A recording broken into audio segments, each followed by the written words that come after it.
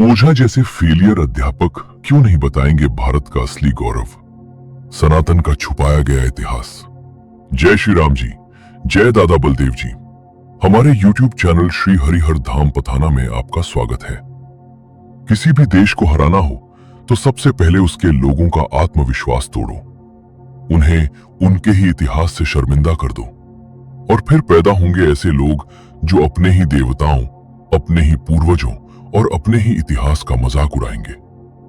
आज इस देश में कुछ ऐसे तथाकथित बुद्धिजीवी पैदा हो गए हैं जो भारत के गौरव को अंधविश्वास बताते हैं, जो राम, कृष्ण, हनुमान और हमारे पौराणिक इतिहास पर हंसते हैं और खुद को बहुत बड़ा चिंतक समझते हैं। एक अध्यापक बैठकर कहता है, जापान छोटा सा देश है और आगे बढ़ रहा है, और हम खुश हैं कि हमारे देवताओं ने असुरों को मारा। फिर रावण, कंस, बाणासुर का नाम लेकर हंसी उड़ाई जाती है, जैसे ये सब केवल झूठी कहानियां हों।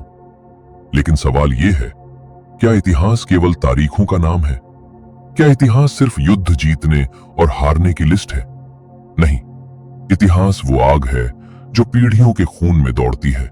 इतिहास वो शक्ति है जो एक कमजोर इंसान को भी अत्याचार के सामने खड़ा कर देती है।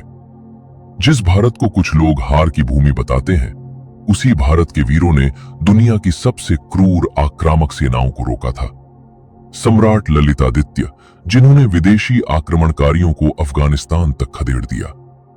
बप्पा रावल, जिनके पराक्रम की गूंज आज भी इतिहास में सुनाई देती है।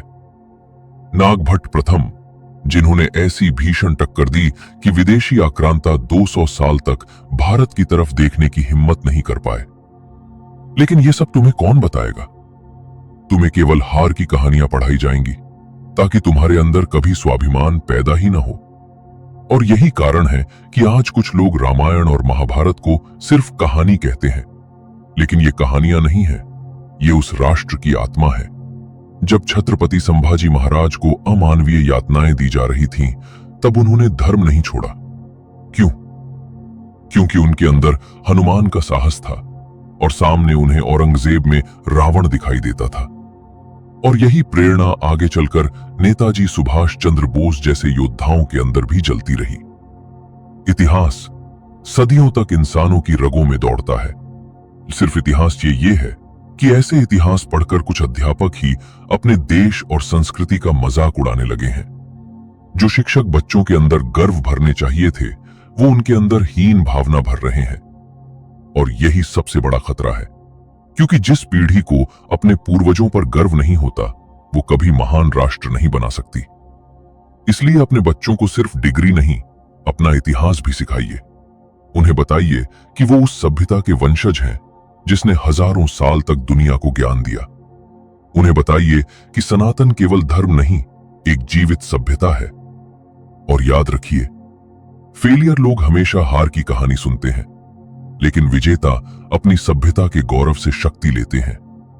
जय श्री राम, भारत माता की जय।